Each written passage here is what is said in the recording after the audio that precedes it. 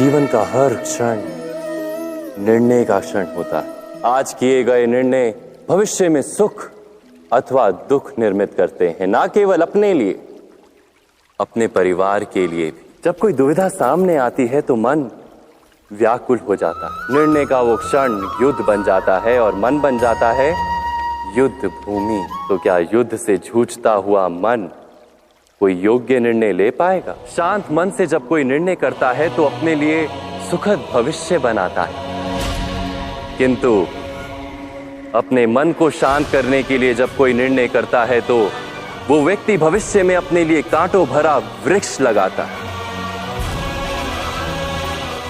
स्वयं विचार कीजिएगा।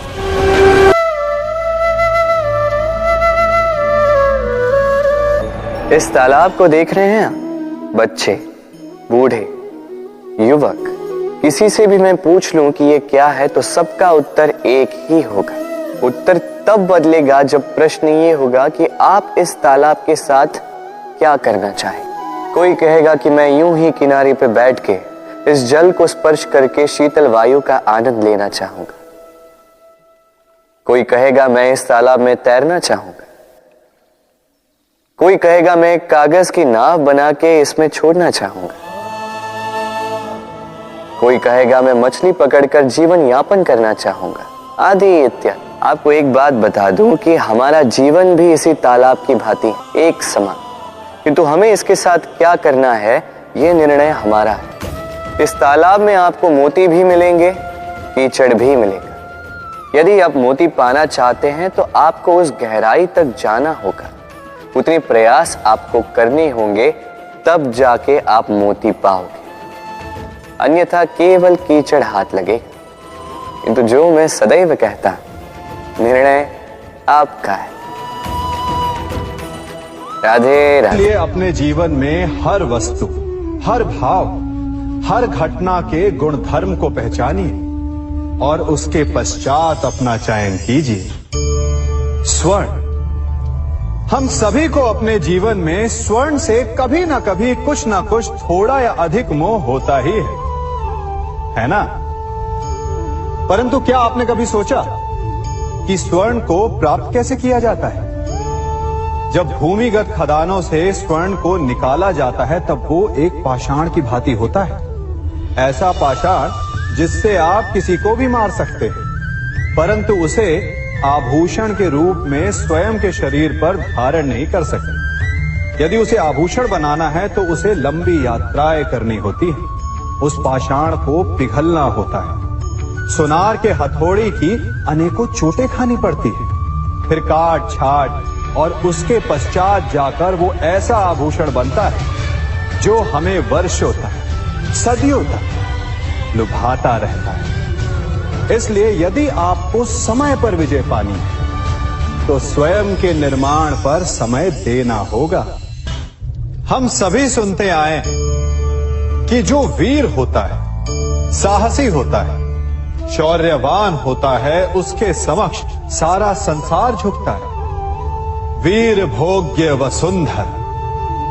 परंतु वीरता है क्या? शौर्य क्या है? साहस क्या है? साहस युद्ध नहीं, वीरता विजय नहीं, शौर्य कभी ना गिरना नहीं, साहस किसी चुनौती के समक्ष खड़े होने का भाव है। तो वीरता उस चुनौती को उत्तर देने के लिए पूर्ण परिश्रम लगा देना है। और शौर्य का अर्थ है गिरकर फिर से उठने का साहस रखना, बार बार प्रहार करके वीरता दिखाना, निरंतर प्रयास करते रहना, निरंतर परिश्रम करते रहना। इसलिए विजयी होने से अधिक महत्वपूर्ण है शौर्यवान होना, क्योंकि जो शौर्यवान है उसे विजय मिलना निश्चित है। कभी किसी पक्षी को घोंसले की नींव बनाते देखा है? अथक परिश्रम करके तिनका तिनका बिटोर कर वो पक्षी अपना घोंसला बनाता है, अपनी संतान के लिए एक सुरक्षित घर बनाता है। और फिर कहीं से तीव्र आंधी आती है, भारी वर्षा होती है और उसका घोंसला तिनका तिनका करके बिखर जाता है। फिर वो पक्षी क्या करता है? वो रोता नहीं, ना ही विलाप करता है। वो बिना विलंब करे फिर से अपना घोंसला बनाना प्रारंभ कर देता है और सफलता पाता है। फिर हम क्यों छोटी छोटी असफलता से भयभीत होकर परिश्रम करना छोड़ देते हैं? एक बात सदा स्मरण रखिएगा, हर वृक्ष कुल्हाड़ी की एक मार से नीचे नहीं गिरता, हर चट्टान घन के एक प्रहार से नहीं टूटती।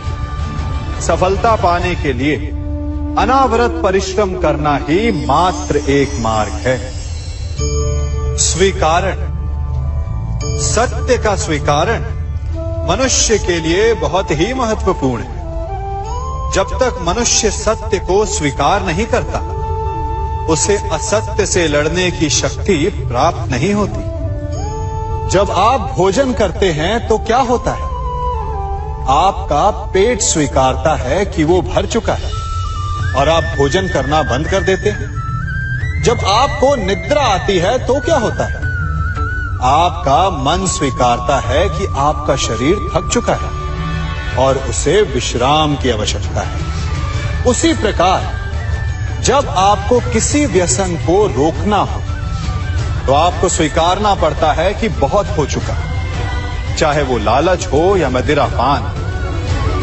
उस व्यसन का त्यागना तभी प्रारंभ होता है जब आप ये स्वीकार कर लेते हैं कि आप उस व्यसन के बंधक हैं। हम में से ऐसा कोई नहीं जिनकी परछाई उनसे दूर रहती। हमारी परछाई सदैव हमारे साथ रहती है। कदाचित हमारी परछाई हमारे कर्मों के फलों का संकेत है। कदाचित इसी कारण कई बार हमें अपनी परछाई से भय भी लगता है, परंतु इस भय से निवारण पाने का एक साधन अवश्य है। वो है सूर्य की ओर मुख करना या किसी प्रकाश के स्रोत की ओर मुख करना, क्योंकि तब हमें हमारी परछाई दिखाई नहीं देती। यदि इसे जीवन के संदर्भ में देखें तो ये प्रकाश का स्रोत शुभ कर्मों की चेतना है। यदि आपके मन में शुभ कर्म करने की इच्छा है तो आपको कभी भी अपने कर्मों के फल का भय नहीं होगा, क्योंकि यदि आपका मन शुद्ध होगा तो आपके कर्म शुद्ध होंगे और शुद्ध कर्मों का फल कभी अशुद्ध नहीं हो सकता। आज मैं आप सबको एक कथा सुनाता हूं। एक दिन प्रातः एक व्यापारी अपने घर से निकला। घर से निकलते ही एक बिल्ली ने उस व्यापारी का मार्ग काट दी। व्यापारी घबरा गया। वो फिर से घर लौट गया और शुभ घड़ी की प्रतीक्षा करने लगा। और जब वो पुनः अपने घर से निकला तब वो वाहन जा चुका था जिससे राजा तक पहुंचकर उसे भेंट देनी थी। राजा को भेंट नहीं मिली। राजा क्रोधित हो गए। राजा ने उस व्यापारी का व्यापार बंद करवा दिया। इस कारण व्यापारी क्रोधित होकर घर पर अपनी पत्नी से लड़ बैठा। पत्नी अपने बच्चों समेत मैके वापस चली गई और उस व्यापारी के जीवन में यदि कुछ रह गया था तो केवल अंधकार। और इन सब का कारण वो उस बिल्ली को मानता रहा जिसने उसका मार्ग काटा था। ऐसा ही एक दूसरा व्यापारी राजा को भेंट देने निकला और उस व्यापारी का मार्ग भी एक बिल्ली ने काट दिया। वो व्यापारी तनिक घबराया, परंतु उसने आगे बढ़ना अधिक उचित समझा। राजा तक वो समय पर पहुंचा। उसने राजा को भेंट की। राजा प्रसन्न हुए और राजा ने व्यापारी को अपना व्यापार बढ़ाने की अनुमति दी, स्वर्ण आभूषण दी। जब व्यापारी घर पर पहुंचा तो पत्नी को आभूषण और अपने बच्चों को देने के लिए वस्त्र थे उसके पास। हर ओर प्रसन्नता थी। समझ रहे हैं ना? दोनों के साथ एक ही प्रकार की घटना हुई, परंतु दोनों की प्रतिक्रिया भिन्न थी। ऐसा ही हमारा जीवन भी है। हमारे जीवन में प्रारब्ध का अपना स्थान है, परंतु उससे कई अधिक महत्वपूर्ण हमारी प्रतिक्रिया, हमारे सोच का प्रभाव है, क्योंकि यही हमारे जीवन को आकार देते हैं। इसलिए अपनी सोच को सकारात्मक रखिए, आपका जीवन सदैव आनंदमय रहेगा। आप इन दो पात्रों को देख रहे हैं। मेरे इस पात्र में जल है और ये पात्र मिष्ठान से भरा हुआ है। दोनों ही पात्र भरे हैं, परंतु देखिए, मिश्री को जल में मिला दिया, जल ने मिश्री को अपना लिया, मिश्री ने अपना अस्तित्व खो दिया, परंतु जल को अभिमान है कि उसका अस्तित्व अभी भी बना हुआ है। परंतु जो इस जल को चखेगा उसे अवश्य पता चल जाएगा कि ये जल अब वो जल नहीं रहा, ये अब शरबत बन गया। हमारा त्याग, हमारे बलिदान भी ऐसे ही होते हैं। जो इस बात को अनुभव करते हैं वो समझ सकते हैं कि कैसे हमने समय की धारा को बदल दिया। जो बलिदान देते हैं उनका अस्तित्व कभी नष्ट नहीं होता, अपितु उनका बलिदान संसार में कुछ ना कुछ परिवर्तन अवश्य लाता है। हम सभी कभी ना कभी, कहीं ना कहीं अपने जीवन में यात्रा अवश्य करते हैं। हमारी यात्रा में कभी पक्के रास्ते आते हैं तो कभी कच्चे रास्ते। पक्के रास्ते मनुष्य बनाता है और कच्चे रास्ते जानते हैं कैसे बनते हैं? चलते चलते बन जाते हैं। जब लोग एक स्थान से जाते हैं तो पैरों के दबाव से नीचे की घास कुचल जाती है। बार बार उस मार्ग से जाने से धीरे धीरे मार्ग स्वतः ही। सभी भाइयों को हाथ जोड़कर राधे राधे। भगवत गीता जरूर पढ़ें, आप भी पढ़िए, अपने बच्चों को भी पढ़ाइए।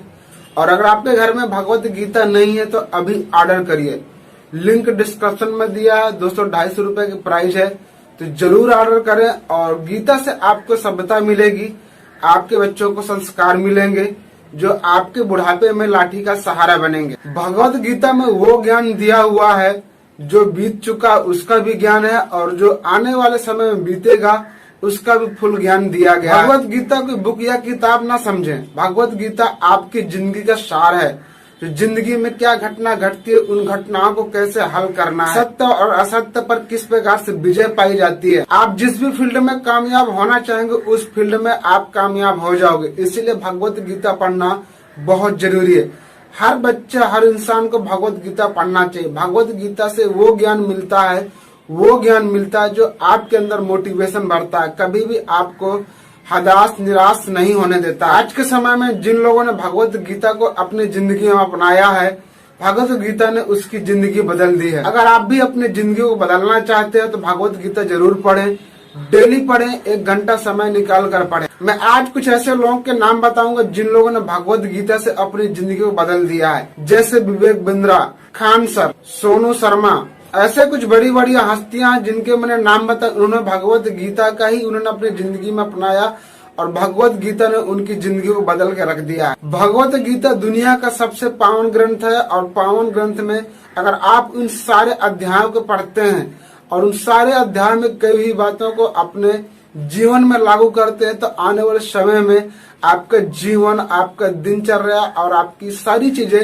बदलने वाली हैं। बहुत ही कम लोग भगवत गीता के बारे में जानता है, इसीलिए मैं वीडियो बनाया ताकि आप सभी लोग भगवत गीता के बारे में समझें, पढ़ें, सीखें और उस पर अपनी जिंदगी पर लागू करें। भगवत गीता जब आपके बच्चे पढ़ेंगे तो आपके बच्चों के अंदर संस्कार आएगा।